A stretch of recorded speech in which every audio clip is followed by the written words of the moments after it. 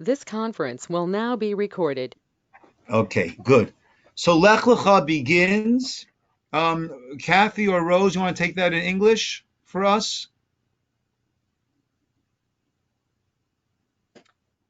Hashem said to Abram, "Go to yourself from your land, from your relatives, and from your father's house to the land that I will show you, and I will make of you a great nation.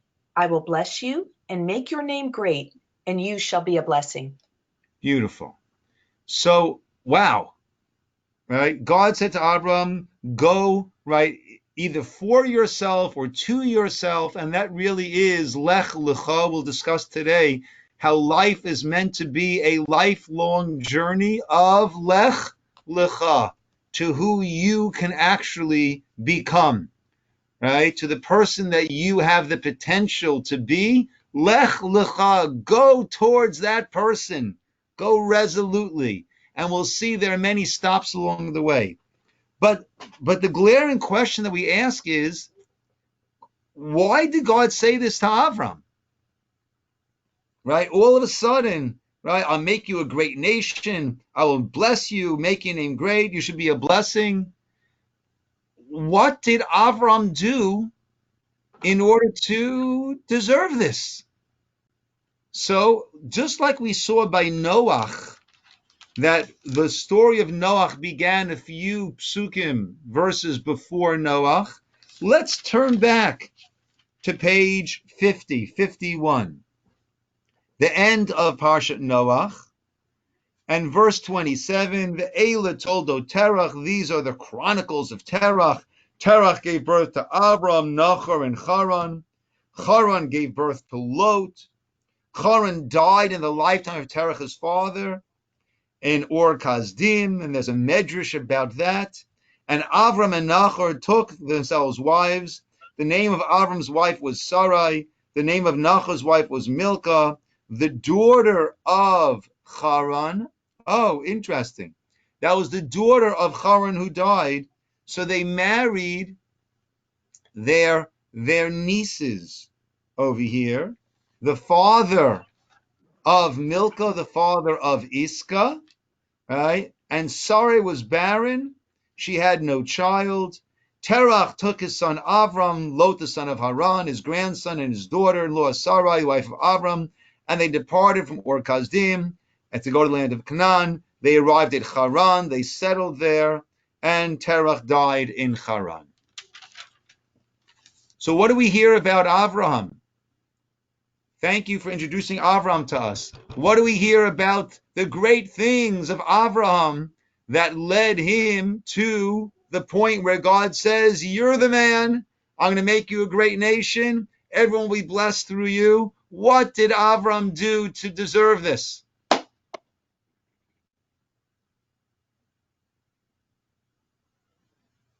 According to Art Scroll, I'm reading the Art Scroll Bereshis, and it seems like there's 10 generations between Adam and Noah, and then Noah and Abraham. And each time, well, the first two were disasters. But then when it came to Abraham, somehow he was very unique. He was like no other human being. Okay. And I hear, but the Torah doesn't tell us that. Torah doesn't say a word about that. Kathy? Is there kind of a, I'm not sure if I'm getting the Hebrew word right, Yabum, this marriage to kind of bring up and raise for his brother? Good. There are And those that, I think son? Rabbi David Foreman has a whole piece that, well, they did, this was a Yibum-like marriage, right? By marrying the daughters of their late brother Haran, so they're giving continuity to Haran. Beautiful. And that's a beautiful chesed. But who did that act? Avram and his brother Nachor. So if that's the case, so why was Avram the chosen one and not Nachor? They both did that act. And I'll take it even a step further. Sarai, it says here, Nachor, and the name of the wife of Nachor was Milcah, the daughter of Haran, who was the father of Milcah and the father of Yiscah. So it's very clear in the Pasuk that Nachor did this act of Yibum, so to speak. Now, we say Yiscah is another name for Sarah.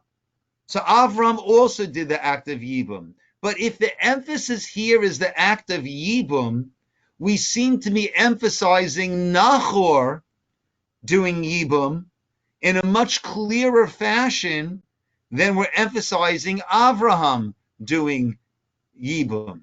So to me, it's hard to hear that here the Torah is telling us why was Avram chosen because of the chesed of Yibum, when his brother did the same act of Yibum and was not chosen. And the Torah is emphasizing Nachor's Yibum a lot more than Avram's Yibum.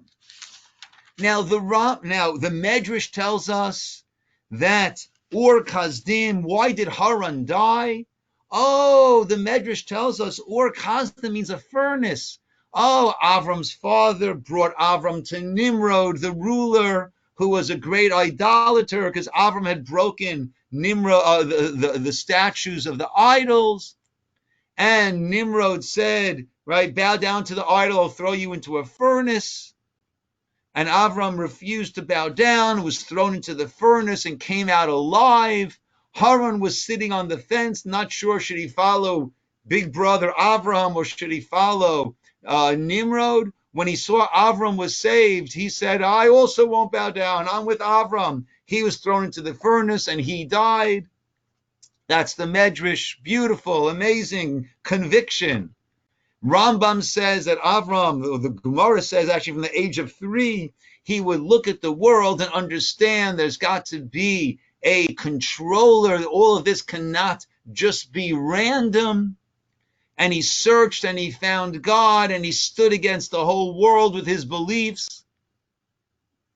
But the Torah does not breathe a word of this. Why? Clearly, there were reasons why he was chosen. You want to go with the Yibum? I'm not crazy about it, but you can go with the Yibum, you can go with the furnace, you can go with his philosophy. Why does the Torah specifically make a point of not telling us?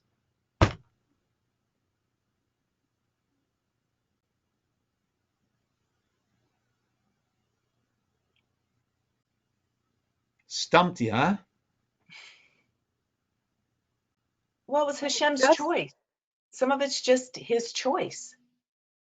Okay, Hashem's choice, but we want to believe, Kathy, that there's rhyme and reason. There's, right? It's not arbitrary. It's not random. There's a reason why God chose Avraham. Why not share that reason with us? Why not share with us Avram's odyssey, Avram's path, Avram's way of reaching that? Well, maybe he does with the childlessness. Maybe that's the reason.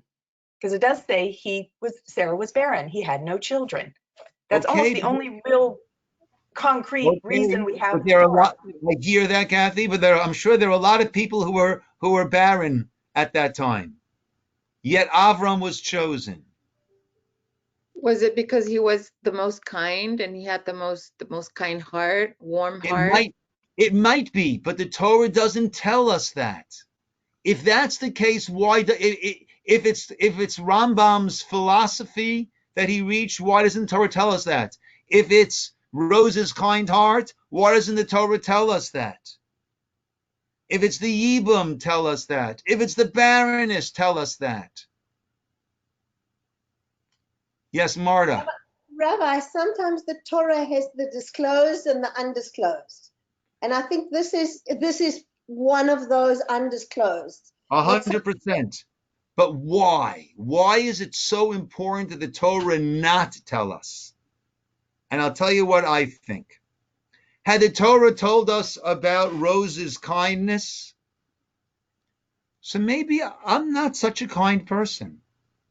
I'm more of a brass tacks. You get what you earn. I'm very honest. I'm very straightforward. But I'm brass tacks. I'm not Mr. Kind. I'm not Mr. Nice Guy. So the Torah told us that's how Avram reached this pinnacle. Then I say, you know what? I fold. I'm out. I'm not in the running. Had the Torah told us Rambam's philosophy, well, I'm not a philosophical kind of guy. I don't know. I don't understand any of that stuff. That's well over my head. I guess I'm out. Right? Oh, barren? Tell me Kathy's barren? Well, thank God I got 7 kids. I guess I'm out of the running. Can't be me. Yibum? I never did Yibum. Oh well, I tried, but it's not me. Every single person has their way of connecting to God. Every single person has their Lech, Lcha, go to you, go to who you are. Lech, Lcha, go to yourself, become you, and you can become special. You can have that incredible connection to God. But your path is not his path or her path or their path. And had the Torah given us Avram's path, that works for him. Wonderful. We are eternally grateful to him. Were it not for him, we wouldn't be here today. Were it not for him, we wouldn't have had the Abraham Accords, or at least wouldn't have been named that just a few weeks ago. Right? We are eternally grateful for him. But Avram did his Lech Lecha.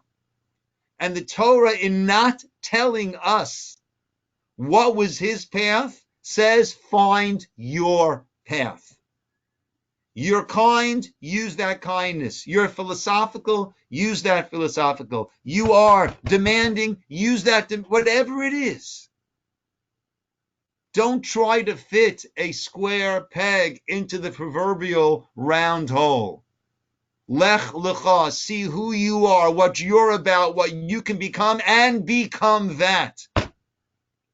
That's why the Torah specifically does not tell us. So let's continue, and we're going to be jumping ahead a bit here and there. So he went. Avram went. He picked up and he went. And he came to the land of Canaan. Page 56, Pasuk Yud.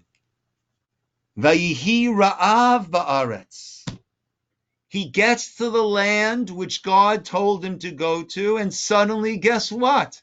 There's a famine in the land. Verse 10, Yud, 56, 57. So there's a famine. What does Avram have to do? He went down to Mitzrayim, to Egypt, Lagur Sham, to live there, because Kaved Arav Aretz, the famine was very, very harsh in the land. Rashi learns over here, Avram passed the test. What was the test that Avram passed? God told him to go to the land of Canaan, and now he can't stay there because of the famine. He doesn't question God. He doesn't challenge God. He's not upset with God. He goes to where he can get some food in Mitzrayim. That's how Rashi learns. We'll soon hear Ramban. But he came close to Mitzrayim, verse 11, and he said to his wife, Sarai, now I realize it's a problem. You're very, very beautiful. And it will be when the Mitzrim will see you, if they'll say, this is his wife, you know what they're going to do? They're going to kill me and take you. Say instead, you're my sister. And in fact, this was his niece. So it's sort of a sister. And the commentators add in, say that you're my sister. We'll say you're my married sister. If you're my wife, you're a married woman, and this is the husband, they can take care of that problem very quickly. They kill me, and you're no longer a married woman. But we'll say you're my married sister, and that way they won't kill me. Not only that, right, they'll give me gifts in order to procure favor in the brother's eyes. Yitav li ba'avurech, they'll be good to me, and you'll stay alive. A great idea, right? I don't know. I don't think Natalie would have gone for this. Yeah, right?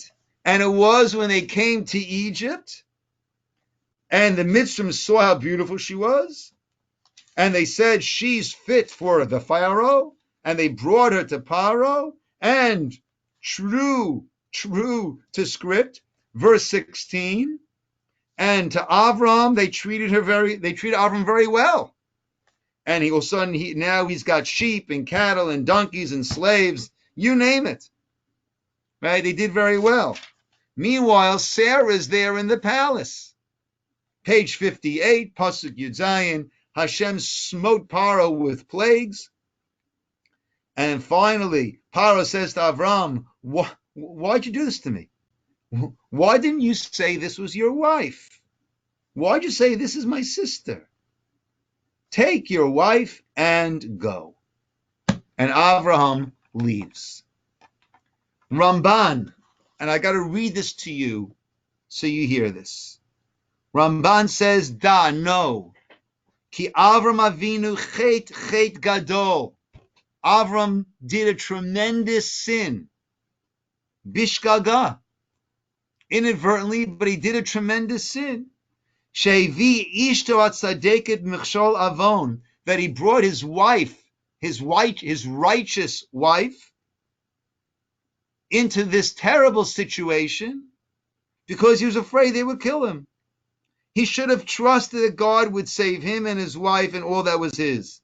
God has the ability. And Ramban says, and even his leaving the land that God told him go to Canaan, why do you leave? Because of a famine? That too was a sin, Ramban says. If God sent you there, he can handle the food issue. He sent you there, you stay there until you're told otherwise.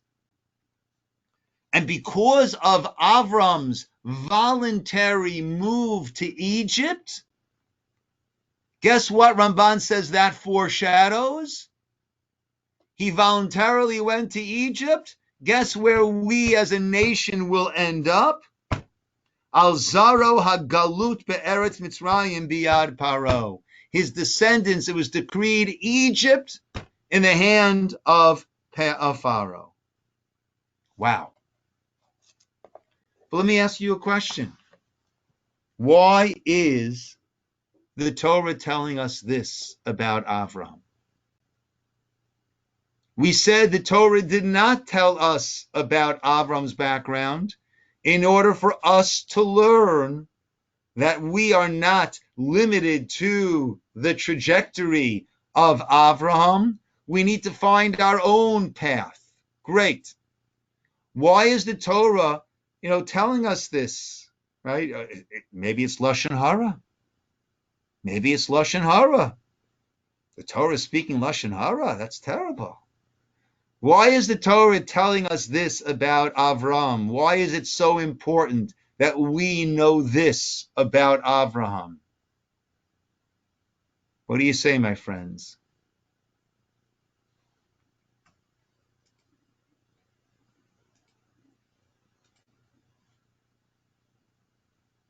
I think it's telling us that he was human too. He was just like anybody else. Okay. He was human too. As special as he was, I don't know if he was like everyone else, as special as he was, he trips up. He makes mistakes. He doesn't walk on water. He makes mistakes. He's human. Right? Like we emphasized in the beginning of Shemot, the Torah tells us a man from Levi went and took a wife from Levi, and she got pregnant and gave birth to a child. And that was Moshe. Human. And Moshe made mistakes. Avraham makes mistakes. Even this person who was so chosen by God makes mistakes along the way. But nevertheless, the promise to him that you become a great nation, that remains. That is reiterated a little further on in the parsha over here. So we stumble. Avram stumbled. We will stumble. But when you fall, it doesn't mean you're out of the game. The pasuk says, "Good morning, Ateret. Good to see you." The pasuk says, "Sheva yipol tzadik v'kam." A tzaddik falls 7 times, and what does he do? Each and every time he gets up. And famously, as Rav Hutner says, it's not that even though he fell 7 times, he got up each time. What a tzaddik. It's because he fell and got up and fell and got up and fell and got up 7 times. That's what makes the person a tzaddik. It's those events, it's those stumblings and picking ourselves up. That's what lifts us up. That's what transforms us. Not when everything is just pure, simple, easy, without a stumble. It's the stumbles that make the person. It's the stumbles that make the tzaddik. So therefore, start on your odyssey, the parsha tells us, begins with. And then realize you're going to fall along the way. Avraham fell along the way. Chet gadol. Avraham Avinu chet gadol. He sinned a great sin. This wasn't a little thing. This was a big thing. He put his wife in danger. He was concerned about getting rechush gadol, getting a lot of things. Yitav li b'avarech, they'll give me lots of things. And they did. And they did give him all these things. No, that's not what we would hope from an Avram. And there are times that we say to ourselves, that wasn't me. What was I thinking? That's not what I expect from myself. I'm above that. Yeah, okay, good. Get over it, brush yourself off, stand back up, and keep on moving. Keep on moving. What do we have afterwards?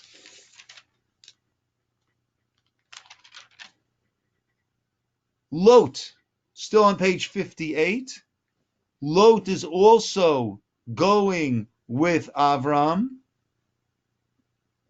And there's a dispute between the shepherds of Avram and the shepherds of Lot.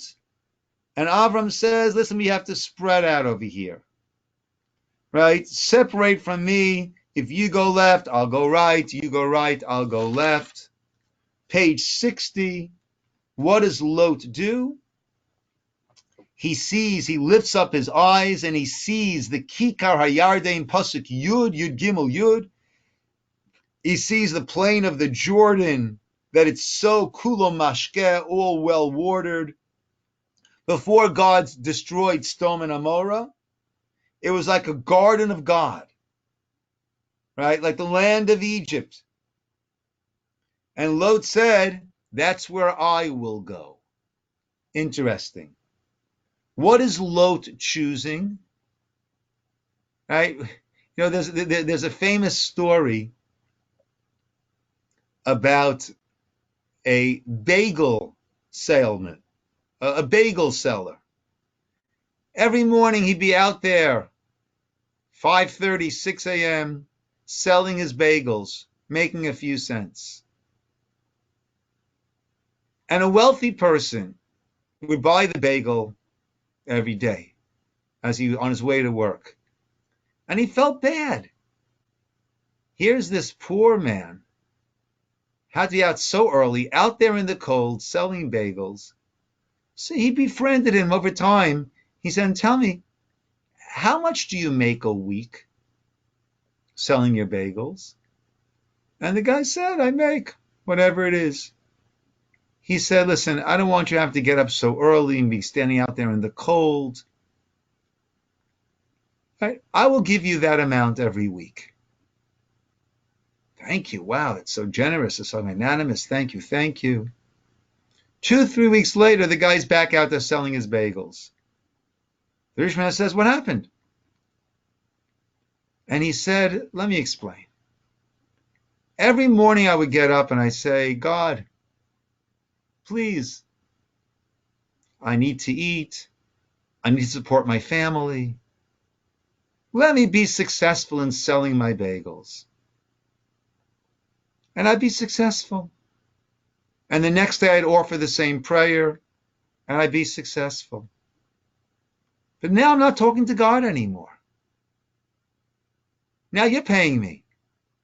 I stopped talking to God. I appreciate your very generous offer. I want to keep talking to God.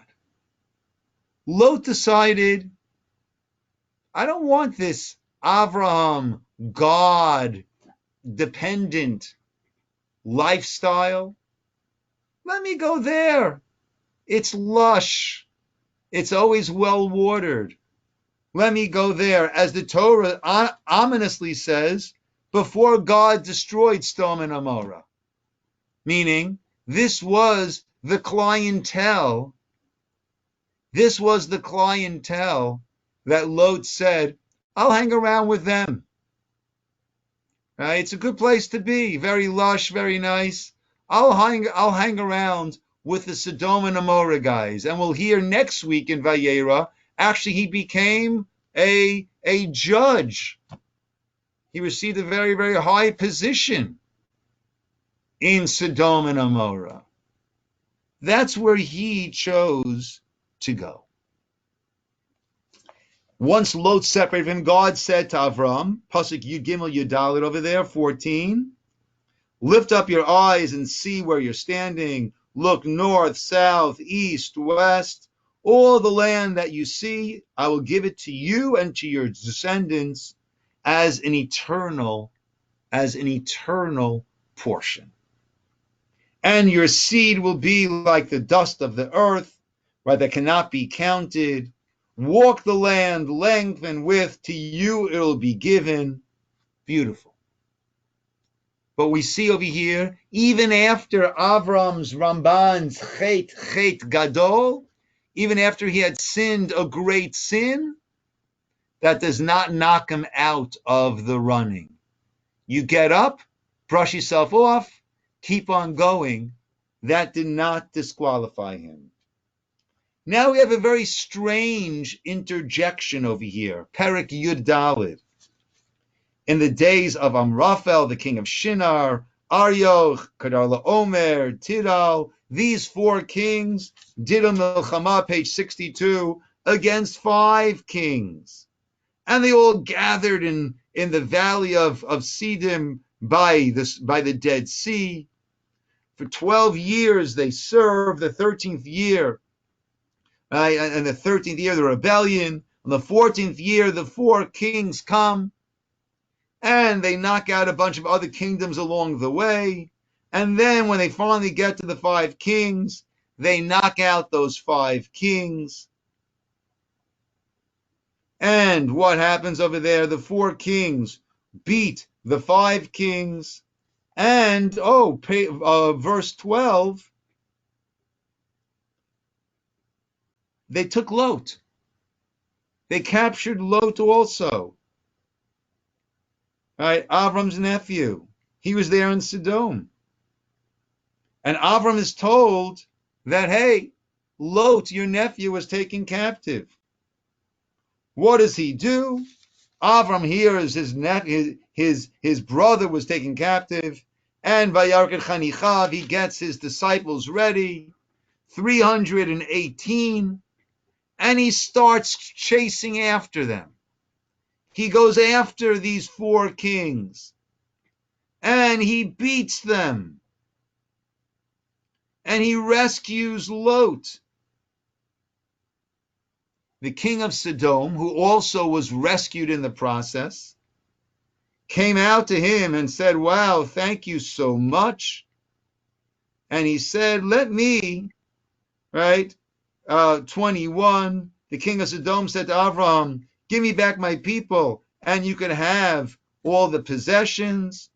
Avram said to the king of stone, I won't take a thread or a leather strap from you. Right? I don't want you to say, I made Avraham rich. Interesting. Interesting. All of a sudden we hear Avraham goes from the chosen man of God. What does he become over here? General Abe, right? Chief of staff. He becomes a warrior. What is this telling us? Why is this important?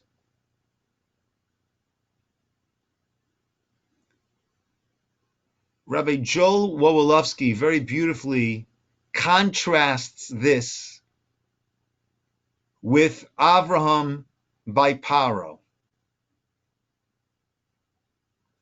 Avram Paro, beginning of the parsha. Over there, what does he do? There he was in danger. Here he was in danger. Over there, when he's in danger, what does he do? Passes off Sarah as my sister. Right? He passes off Sarah as his sister when he's in danger. Here, where there's danger, what does he do? Goes to battle. Goes to fight. He and 318, according to the Medrash, is even less than that. Eliezer, his servant, the numerical value of the name Eliezer is 318. So it says it was him and Eliezer. It was, a 1-2 punch over there. Took on these 4 powerful kings. Let's take it simply, he and 318 people. Right? It was a Hanukkah miracle. The many into the hands of the few. Right? There, he passes off Sarah.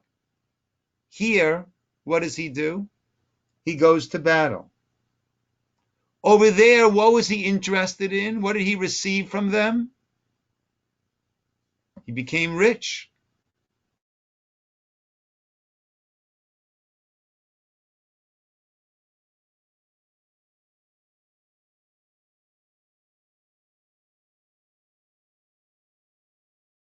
Rabbi, you're frozen.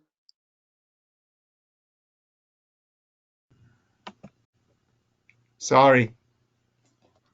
At what point did you lose me? After good morning, everybody? Or we've been here for a while, right? Okay. Right? Rich. Yeah, there he became very, very rich. What do we see? Right? And to Avraham, they was treated well for his sake. Sheep, cattle, donkeys, servants, camels, you name it. Over here, what does he say? Michut v'atzrochnal. I don't want a string. I don't want a strap. Right? The Gemara learns out. Because of the string he refused to take, we merited the strings of tzitzit. Because of the leather strap he refused to take, we merited the leather straps of our tefillin. But very broadly here, he did not want to partake of anything.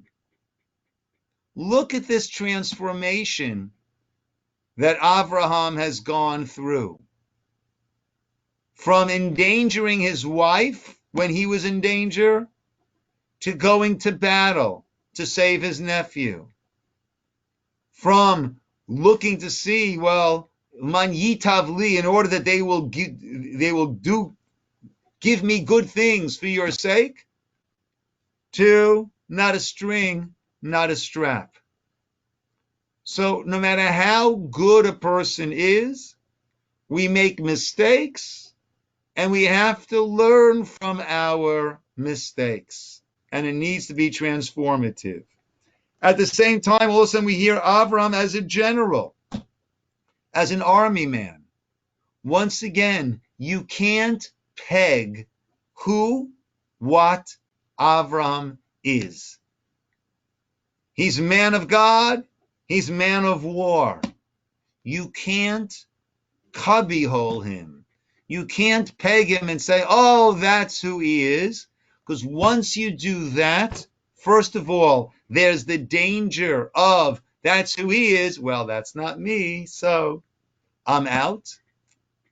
Right? It precludes me from becoming anything special because that's not me. But even taking that a step further, every person is multidimensional. He's not just little meek, Avramallah. He's not this war crazy General Abe. He is multidimensional. And each of us also in ourselves, we need to find those aspects, plural, those aspects that we have, and make sure to utilize them. What happens? Okay, then we have the Brit, Bein HaBitarim, the covenant between the parts, right? Where Avram is told the frightening future, page 68, verse 13, 69, 13. And he said to Avram, your descendants will be strangers in a land that's not theirs. Va'avadum, they will be enslaved. Ve'inu otam, and they will be afflicted for 400 years. That nation will be judged. Afterwards, they will go out with rechush gadol, with tremendous wealth, and that's actually referring to the Torah that we will receive. That was this Brit, right? And, right, you will have children. Well, let's go to page 70. Let's go to this incident now with Sarai. And Sarai, chapter 16, page 70, 71. Sarai, the wife of Avram, lo yaldalo, had not given birth. And she had a Shivcha Mitzrit, an Egyptian maidservant by the name of Hagar. Sarai said to Avram, God has held me back. I want you to be with my maidservant. I will be built through her. I will raise that child, and it will be like our child. Avram listened to the words, to the voice of Sarai.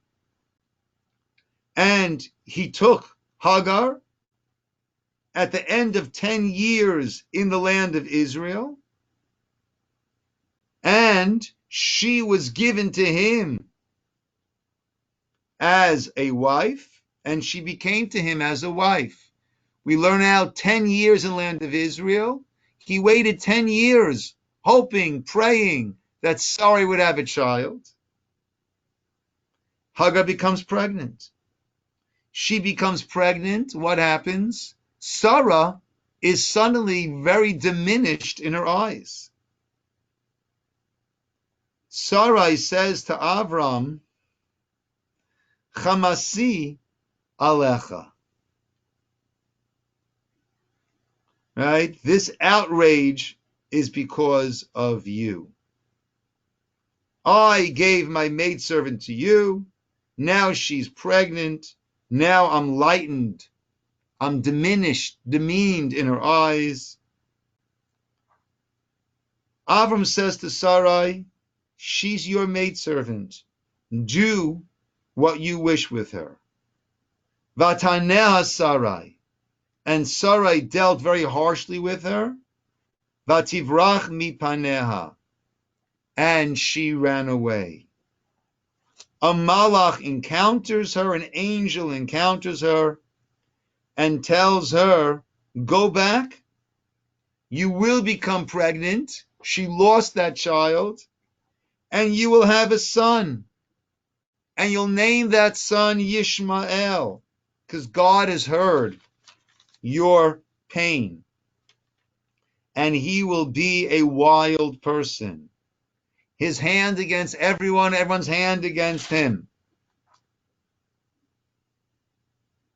Wow. What is this? What is this telling us? Ramban, true to form, lets us know Chata imenu. Our mother sinned. Sarah sinned. Be'inui hazeh, with this afflicting.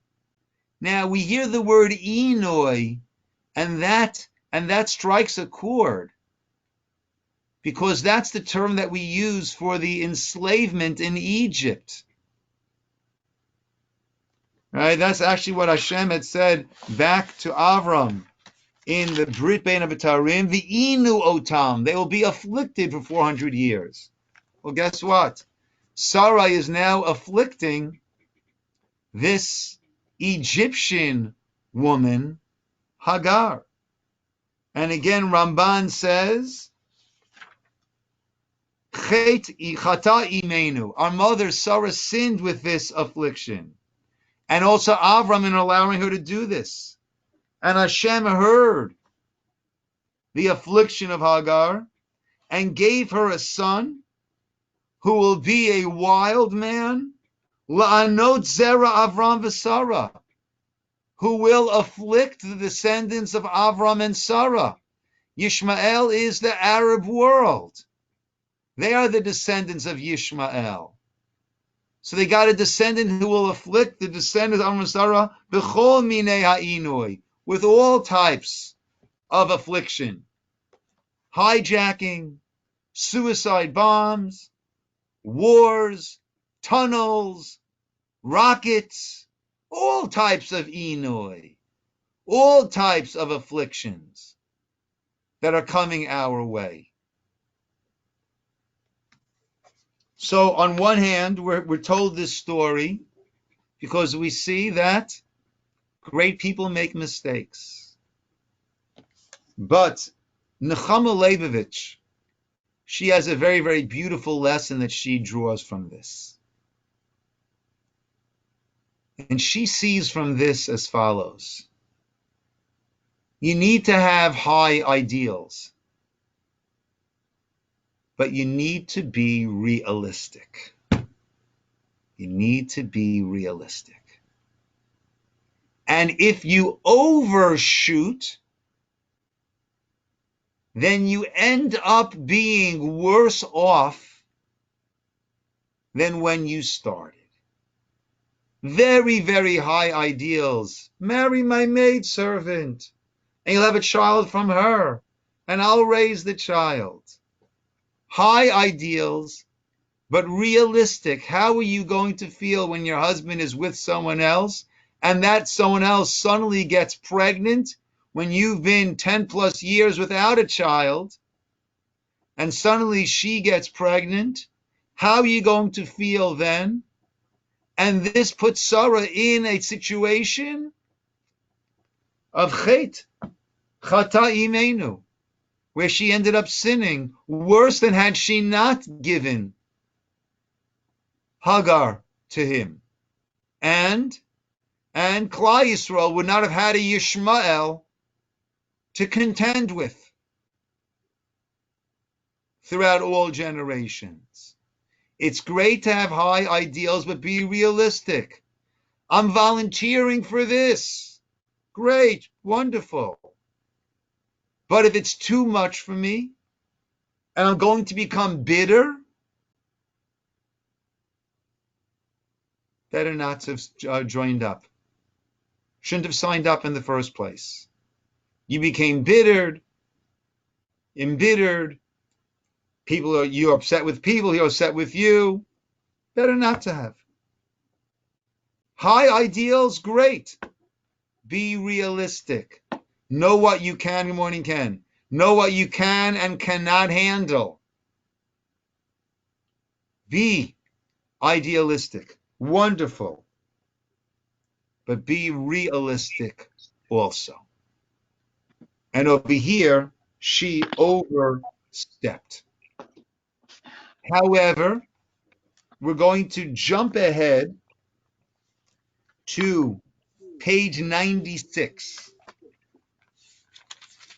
Because on the rebound, that's already in Parshat Vayera. And next week we'll continue as we're doing this with all the different things that we could take out. There's a lot that goes on in Parshat Vayera, right? There's the messengers, the angels coming to Avram. There's Sodom and Amorah. There's Lot rescue from Sodom and Amorah. At the very end, we have the Akedah, the binding of Isaac. It's a lot going on next week in Vayera. But I want to just jump to page 96 for a moment. Or let's go to 94. Yitzchak is born. Perek Chaf Aleph. Finally, Yitzchak is born. This child is born in their old age. Very good. And it's all about tzachok, laughter, happiness over here. But then, page 96, Pasuk Tet, verse 9. Vatera Sarah ben Hagar Mitzrit. Hagar, Sarah saw this son of Hagar the Mitzrit, Asher Yalda la Avram, who had given birth to this child to Avram. She saw this child mitzachek. Mitzachek, mocking, is the way the English puts it. Right? Mocking. Right? When you mock something, it just gets cheapened. It gets demeaned. And she said to Avram, Garesh Amazot vet binah. Chase away this maidservant and her son. Kilo Yirash ben Amazot and Beniyim Yitzchak. He cannot be together with my son, with Yitzchak. I can't have Yitzchak in such an environment. The matter was very bad in the eyes of Avram. Alodot beno, about his son. Vayomer Elokim El Avram, Hashem said to Avram, Al yirabeinech alanar, balamatecha. Let it not be bad in your eyes about the lad and the maidservant. Kol asher tomar elecha Sarah, shma bikola. Whatever Sarah tells you to do, listen to her voice. Sarah got it right. Listen to her. Ki bi Yitzchak yikarei lecha zara. Your descendants will be through Yitzchak. Don't worry. The Gamet ben Amah, 13, the son of this maidservant will also become a great nation because he is your descendant. Right? That's the Abraham Accords. Right? The descendants of Abraham hopefully getting together. Hopefully this will set the stage for many, many more nations to sign up, and let there be these Abraham Accords. But very, very interesting over here. And again, Rabbi Wolofsky has a beautiful lesson that we could see over here. Sarah one time chased her away. Didn't actually chase her away, but acted in a way that virtually chased her away. And it was a terrible mistake at that time. What often happens, I like to play sports, right? A person takes an important shot in the basketball game and he misses it. And then, a few minutes later, he gets the same exact shot. What happens? Right? What should you do? Take the shot. It's a good shot. It's a high percentage shot. You're a good player. You're on the team. You're open. Take the shot. Well, you often become paralyzed. I just missed it. I took the same shot a couple minutes ago. I missed the shot. Let me pass to someone else. Very often, we become paralyzed by our mistakes. Sarah, back in Lech, Lcha, bad, mistake. Chata imenu, Ramban says. She sinned in the way that she acted to Hagar, almost forcing Hagar to have to run away. She made a mistake. She sinned. And here we are, now Yitzchak is born and Yishmael is mocking, and she feels we've got to send him away. It's almost like a replay at this point. I've got to send away Hagar. I got to send away her child. But she might feel paralyzed. This brings back bad memories. Last time I thought I needed to do that, it was a mistake. And my children for all generations are suffering as a result, will suffer as a result. Maybe I shouldn't. Maybe it's not the right thing. Maybe I shouldn't take the shot. But what's Sarah's, how does she act over here? She's not paralyzed by her mistakes. There, course X was wrong. But the situation has changed. And now I think course X is right. Avram challenges her. Avram says course X is not the right course. Hashem chimes in, tells Avram, listen to Sarah. She got it right. What a powerful lesson the Torah is telling us. So, Lech Lcha, you have to go to become yourself, to build your connection with God. Well, let's see how Avram did it. No, that's not relevant, how Avram did it.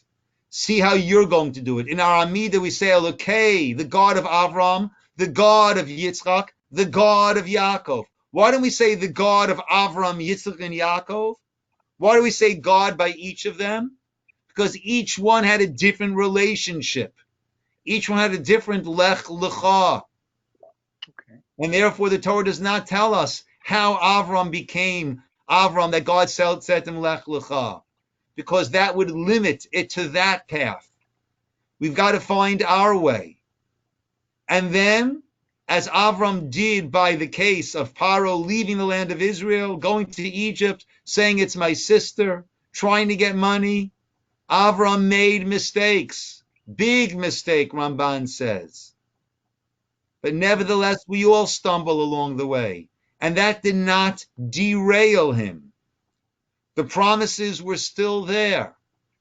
And then we see by Lot, he learned, though not fully, because later on again he's going to tell Avimelech that Sarah is my sister. But he learned to a certain degree. He went to battle over there, and he would not take a chutas rochnal. And once again, we don't know what makes who Avram is. Is he a man of God, a man of war? Right? He's multidimensional, and that's what we need to be. And Sarah also makes mistakes, as Avram did, as we all do, many, many more times over. But she was not paralyzed by her mistakes. And the fact that this was the wrong decision then doesn't mean it's the wrong decision now. And each time needs to be weighed. And each time the decision needs to be made based on what is the scenario, what are the circumstances right now. So we see Avram and Sarai, they are our parents. They are the founding patriarch and matriarch of our nation. They are incredibly great and human. And they make mistakes. And we have the potential of Lech Lcha, and we're human, and we make mistakes, and we're not paralyzed by the mistakes, and we learn from the mistakes, and we keep our eyes on the goal, and we keep moving forward. The Torah is not telling us about angels. Torah Chaim is instructions for life and giving us the tools and the life lessons that we need as we make our way forward. Okay, my friends, like I said, we'll continue with this saga with Vayera next week because we're really smack in the middle and hear about all those other events that are taking place and what we ourselves can take away from all of them. Thank you, Everybody, Rabbi. Thank stay you. well, stay healthy, stay away from the fires, and we should all hear good stuff and be well. Okay, everybody. Shavua tov, Shavua tov.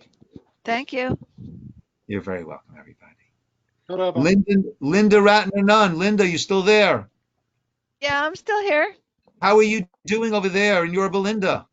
Oh, we're fine. We're away from the fires. They're all to the east of us, and we're So you're on the other side of town. okay. So only parts of Yorba Linda were hit. I guess same thing with Yeah. Irvine, right? Northern Irvine got hit, and we're sitting okay. I mean, smoke. You have a lot of smoke that you're inhaling over there? Oh yeah, it's all over. Yeah, Yeah. What yeah. about you? Are you guys okay?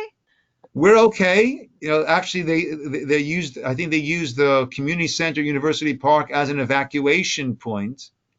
Right? So we're okay over here. Again, a lot of heavy, smoky air around, but we're doing okay. All right, good, Linda. Glad to hear that you Good. guys are okay, and hopefully everyone will be okay very, very soon. Well, take care. Be careful. Okay, everybody. Be well, everybody. Have a good day. Bye bye. Bye, bye, everybody.